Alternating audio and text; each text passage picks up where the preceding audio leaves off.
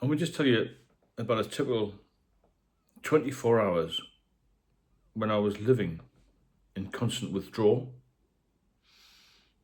How I got over it, God only knows, but I had to be hospitalised in the end.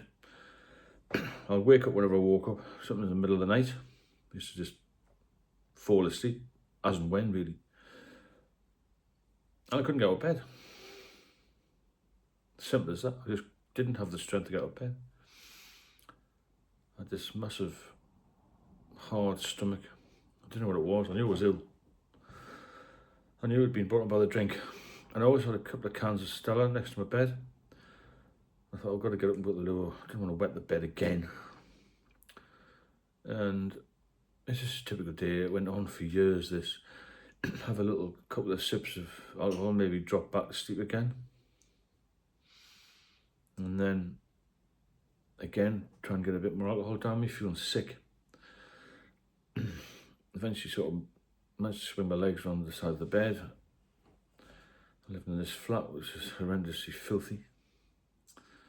And try and stagger to the door of the bedroom, just around the corridor, into the bathroom. It could take 10 minutes, a few steps. Always fearing I would fall over. I fell over a few times and broke my ribs. I'd go to the sink, look at myself in the mirror and think, what the fuck have you done to yourself? Lost all my muscle mass. I just looked, it's so ill. And I used to always feel nauseous and want to be sick. I kept coughing this bile up, yellow bile, time and time again for, it could be an hour sometimes, just hanging on to the sink. And when I hung onto the sink, I used to feel very shaky. I was going to pass out. I did a couple of times, my legs just gave way. I had bruises on my face. I couldn't entertain anybody in the flat or see anybody for a while. I sort of staggered back to the bedroom. I had rats in the flat at that time. The place was completely done in. The bathroom floor was caving in. All the floorboards were rotten. I was living in total isolation by then. And solitude, depression. Didn't see anybody, didn't want to see anybody, didn't answer phone calls. My parents must have been at their wits' end. I'm a daughter. I go and lie in the bed, maybe open the blinds a little bit. But I don't want to face reality. Lie in the bed, have a few more drinks and try and pull myself around a bit. And then just think, what am I going to do today? The same bloody thing I did yesterday. No TV working then. I used to have a couple of songs on an iPad, which had a cracked screen but still playing music. My phone still worked, but I couldn't ever get out to get the phone fixed. I used to get a guy to come in, he used to charge a fortune to fix my phone. I kept dropping it. And I used to have a few more Stellas and just sit all day, really. Totally down, looking horrendous, dishevelled, not hungry. Whole digestive system was shot. Hadn't changed the bed sheets for ages, for months. The slats had gone in the bed as well, in the middle. I was sort of living in this dip of the bed. That's all I did. No, I got to say. Just lived in the bed, really. And maybe shuffled down towards the end of the bed where the slats were a little bit better. And try and focus on what I was going to do, how I'm going to get out of this mess. I used to think, ring the doctors up. They wouldn't do a home visit. They said, we've told you what to do, go to this community hub, whatever. I couldn't get there. I remember just sitting all day, waiting for it to be dark. In the winter was even worse. The isolation, the loneliness. And I couldn't stop drinking. I tried to stop, even for 10 minutes, for 20 minutes, half an hour. I had to have this constant drip feed of alcohol because I thought I was going to have a seizure. I had this previous seizures, you see. It was terrifying. I couldn't get any medication that I'd done the last time to come off the booze. I had no help. And then maybe I'd be brave enough to answer the phone. But my parents at wit's end, she'll come see you, come and see you. And they said, I don't want to see anybody. And the saddest part of all this is, you know, they only lived about 15 minutes away. And Mother, bless her, used to make meals. I said, look, we'll just pass them through the window. We don't need to come in. What's all that about? So they passed this food through the window, and I think the mother said, make sure you eat something. And I put them out and I didn't eat it. So I just throw Sunday roast away, threw it in the bin. What a fucking disgrace. And it was that sort of cycle of ours. I'd forgotten about the food situation.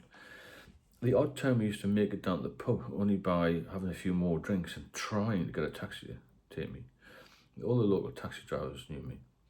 And there wasn't any problem, but it was a bit of a state getting in and out of the taxi because I'd have to have a drink to go out. But it was rare I did that in the end. I just lived in solitude, but I used to get this company called Dial a Drink to bring me booze. My mind had gone as well. I had cans and cans of beer in the fridge and in the cupboards, and slabs upon slabs upon slabs of Stella Artois, which I thought was going to fix me. And every day I dreamed of a better life. Every day I dreamed the next day was going to be better. It never was. It was always worse, just by a small margin. And at night times, incredibly long nights, I used to listen to radio because the TV was broken. Couldn't get anybody to fix the flat up. I couldn't get anybody to sort the rats out in the end. It was just living in complete desperation, really. It was barely in existence. If I'd managed to walk out onto the street, I'd have been rescued and probably would have got some help. That's how bad it was. And I used to get phone calls from the odd person. Sometimes used to answer them, you should go to A&E and all this. I kept ringing the doctor. No, told you what to do. Same old story. We're not giving any diazepam. This, that and the other. I got into worse and worse days. So every day was like that. Every 24-hour period was just desperation. How I'm here today, I've got no idea. So I'm a very positive person. I used to be, and I felt so vulnerable when I was drinking. When I was in this constant withdrawal. When I look back, it's quite sad.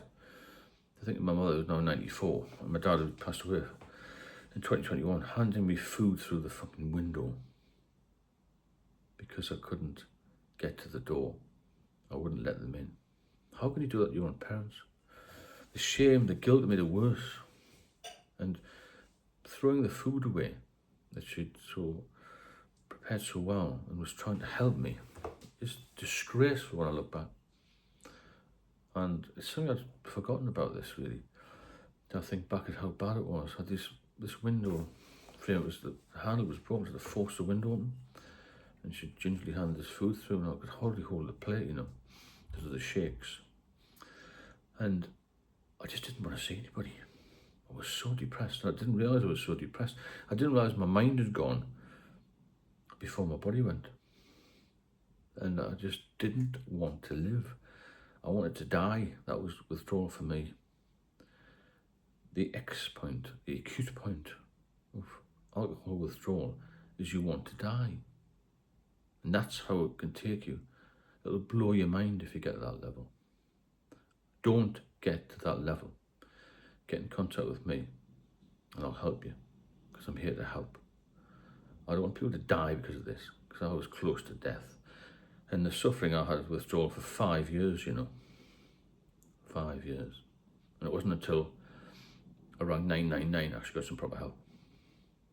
And that is desperate, isn't it? I hope you benefit from these videos. I know this is a bit grim, this one, but it has to be told.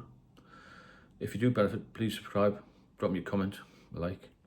If you want any help, there's a link in the description. I've got an ebook out as well, which was a handy guide to keep people sober. It's only $5.99, the price of a pint. I do live sometimes, but I'll put a post about that. And be positive, that's the main thing. Because the only reason I've survived is because I'm positive. And once I'd been off the booze for a while in hospital, obviously, you can't drink in hospital, things started to turn around, slowly mind, but they did turn around and I got off the bastard poison. See you soon.